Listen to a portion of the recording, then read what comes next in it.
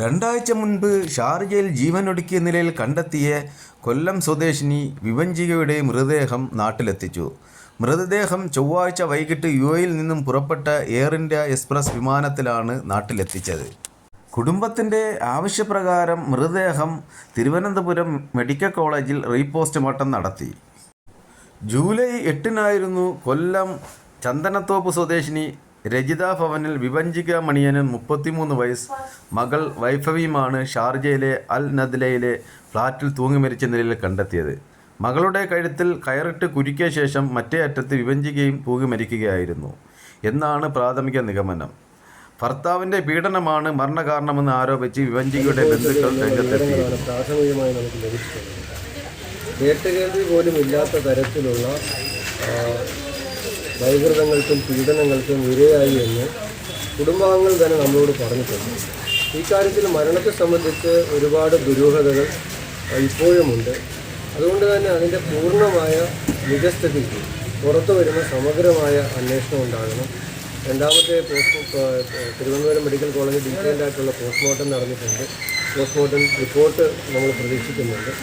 Government ഇക്കാര്യത്തിൽ മുഖ്യമന്ത്രിയോട് കുടുംബത്തിൻ്റെ ആവലാതി ഞാനൊരു കത്ത് മുഖേന തന്നെ അറിയിച്ചിട്ടുണ്ട്.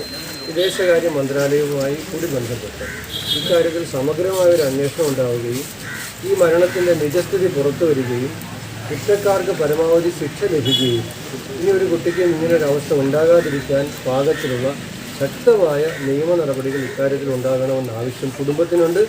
ആ കുടുംബത്തിൻ്റെ ആവശ്യത്തോടൊപ്പമാണ് നമ്മളെല്ലാവരും എടുക്കുന്നത്.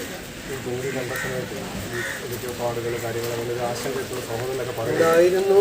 അതുപോലെ തന്നെ ഞാൻ കഴിഞ്ഞ ദിവസം വന്നപ്പോൾ വിഭഞ്ചിക തന്നെ ബന്ധുക്കൾക്ക് അയച്ചു കൊടുത്ത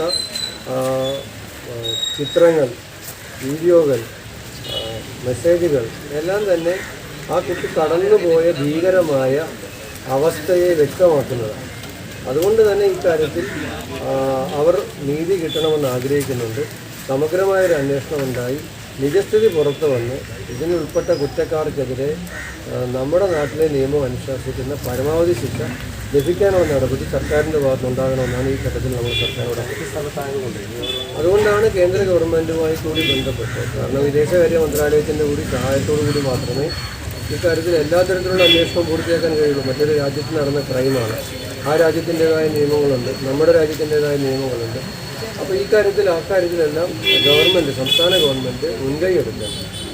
ഈ കാര്യത്തിൽ നീതി നടപ്പാക്കണം എന്നാണ് നമ്മൾ ആവശ്യപ്പെടുന്നത്.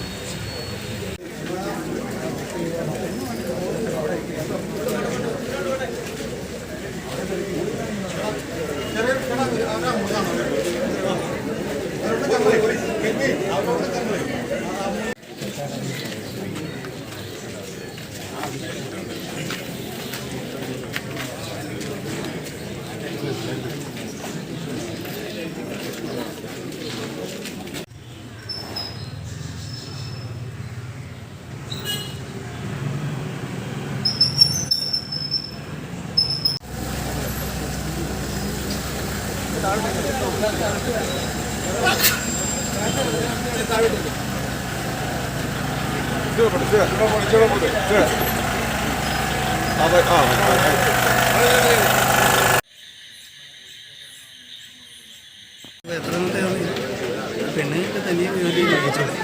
എൻ്റെ